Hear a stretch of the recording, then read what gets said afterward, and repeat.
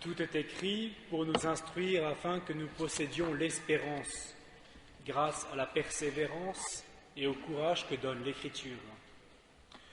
Chers frères et sœurs, le temps de l'Avent nous est donné, comme vous le savez, comme un temps de préparation à Noël.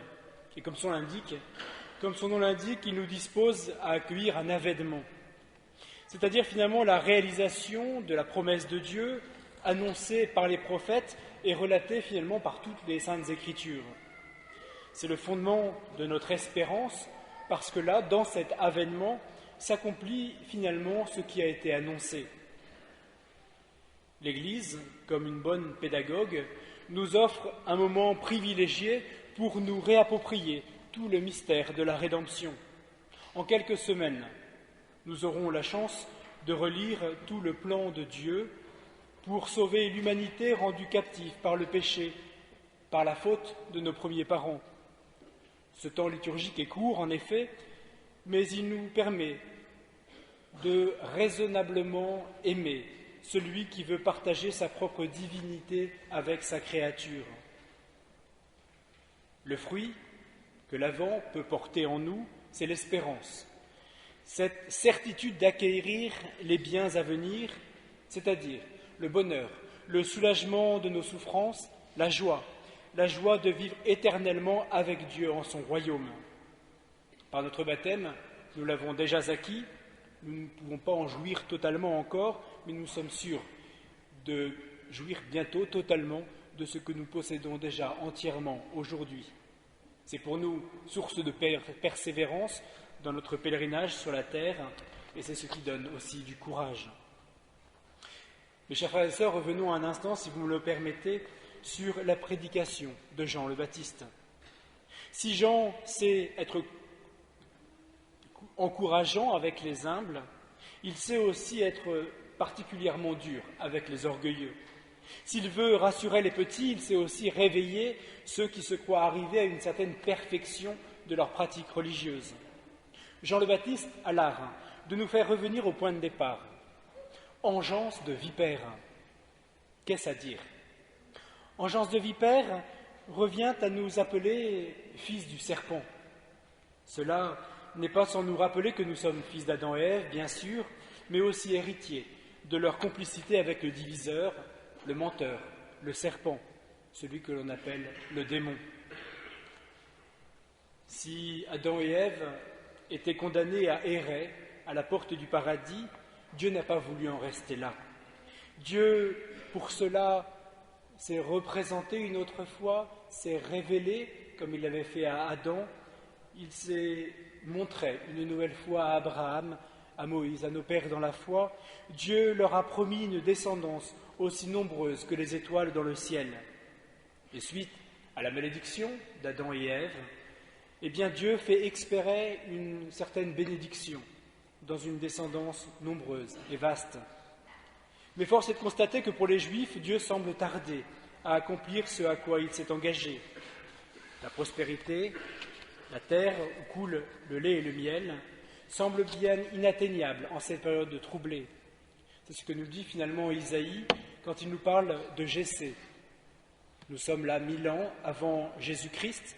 Jessé habite un petit village sans importance qui s'appelle Bethléem, mais il ne semble pas que la solution vienne de lui et de sa famille.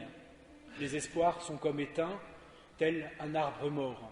Il ne reste plus qu'une souche en train de pourrir. Mais l'heure de Dieu est bien différente de celle des hommes. L'espérance voit naître un rameau qui va sortir de ces vieilles souches. Une pousse va jaillir de cette souche désertée par la vie. En effet, l'un des 8 fils de Jessé, le prophète Samuel, sera envoyé pour choisir un roi. Sur la vie de Dieu, il ne choisira pas le plus grand, ni le plus fort, ni le plus aisé. Il choisira le plus jeune, celui qui était sans importance, encore une fois, qui était resté au champ, garder les troupeaux. C'est ce jeune David qui va devenir ainsi le grand roi d'Israël. Alors, enfin, plus qu'un rameau, ce seront des racines qui qui vont renaître de Jessé. L'espérance va renaître et David et Jessé seront les ancêtres d'une longue lignée, d'un arbre qui paraissait mort, d'une souche putride, un rameau va jaillir. Le prince tant attendu, le Messie, va venir. Le descendant de David, le fameux roi Messie, va arriver bientôt. Sur lui reposera les 7 dons du Saint-Esprit, ce fameux 7 qui symbolise la plénitude. Il sera guidé par la crainte du Seigneur, c'est-à-dire finalement cette filiation, cet amour filial. Aussi, ses actions seront entièrement guidées par la justice. Nous avons là tous les attributs de Dieu qui sont réunis en David et dans le Messie. Le fils d'Ève, le fils du serpent, sera relevé par le fils de Marie. Au oui de Marie va succéder un autre oui. Celui qui est souvent un petit peu oublié, c'est celui de Joseph. Parce qu'il a fallu que Joseph adopte le Messie. Il a fallu que Joseph puisse prendre Jésus et le faire rentrer dans la descendance de David. Jacob engendra Joseph, l'époux de Marie de laquelle naquit Jésus, que l'on appelle le Christ. Si Jésus est né de Marie, il n'est pas engendré par Joseph. Mais par le oui de Joseph, et en lui donnant son nom de Jésus et d'Emmanuel, c'est-à-dire Dieu avec nous et Dieu sauve, eh bien Joseph fait entrer Jésus dans la grande descendance de David. Il le fait entrer dans la promesse de Dieu. Dieu est dépendant du oui de Joseph. Et ainsi, le Fils de Dieu entre dans l'histoire d'Israël. Toute prophétie s'accomplit. Ainsi, la prophétie d'Isaïe se réalise. La promesse de Dieu voit enfin le jour. Par son incarnation, c'est l'avènement de toutes les attentes d'Israël. Alors pour nous, relire ces lignes, faire mémoire de ces événements et de cet grand avènement, c'est poser un acte de foi considérable et fonder notre espérance sur celle d'Israël. Joseph est un moment charnière de la vie de l'Église. Il est un moment charnière avec la nativité, la visite des mages, la fuite en Égypte, jusqu'au massacre des saints innocents. Ce sont autant d'événements qui nous montrent, qui nous préfigurent, qui nous montrent finalement le mystère de Jésus. Fils de David, fils de Dieu, roi véritable, voilà déjà la persécution. C'est maintenant au tour de Jean le Baptiste, le précurseur, de nous préparer à accueillir l'avènement, le salut de Dieu. La promesse de devenir une multitude ne consiste pas tant pour Israël à étendre le royaume d'Israël, à conquérir de nouvelles nations, de convertir de nouveaux païens, non. Il s'agit de s'ouvrir à un autre royaume, au royaume. Il consiste à rendre accessible à tout homme de bonne volonté le royaume de Dieu, le cœur de Dieu. Les fils d'Ève peuvent enfin avoir l'assurance de retrouver leur dignité de fils de Dieu. Le salut, c'est plus de restaurer le paradis perdu, ce n'est pas tant de revenir à ce paradis si beau et merveilleux, c'est plutôt de goûter à la réalisation de la promesse de Dieu. C'est devenir fils d'un Dieu qui s'est penché sur la misère de son peuple.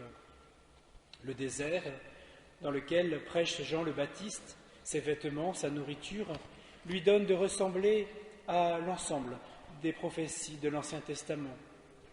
Il ne s'agit plus là de bâtir ou de traverser des déserts, c'est l'heure finalement de rendre droit les chemins du Seigneur, de rendre droit les chemins de notre cœur, d'aplanir les obstacles que nous posons à la volonté du bon Dieu. La bonne nouvelle, c'est qu'il est l'heure. Il est l'heure aujourd'hui de se convertir. La bonne nouvelle, c'est que nos arbres morts, nos souches putrides, peuvent enfin se réveiller.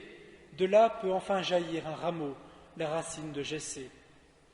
Celui qui vient derrière moi est plus fort que moi, et je ne suis pas digne de lui retirer ses sandales. Jean le Baptiste va s'évasser devant ses propres disciples pour laisser le Christ prendre toute sa mesure, toute la place dont il a besoin. Moi, dit Jean le Baptiste, je vous baptise dans l'eau, mais lui vous baptisera dans l'Esprit Saint. Dieu ne veut qu'une seule chose pour nous, c'est que nous portions du fruit, du bon fruit. Alors, il est l'heure, en ce début d'année liturgique, de faire le point. Il est l'heure de voir où nous en sommes de notre espérance. Attendons-nous encore quelque chose ? Dieu a-t-il accompli quelque chose en nous ces derniers temps ? La bonne nouvelle, l'Écriture, si nous la lisons, nous devrions, si l'on peut dire systématiquement, y percevoir des signes pour nous, des signes de nombreux avènements dans notre propre vie. Alors, profitons de ce temps de l'Avent pour prendre du temps, pour lire la parole de Dieu, pour se la refamiliariser, pour la réadopter, pour pouvoir y lire des signes justement de cette bonne nouvelle. Nous y trouverons l'espérance qui donne la persévérance et le courage pour faire face à chacune de nos journées. Amen.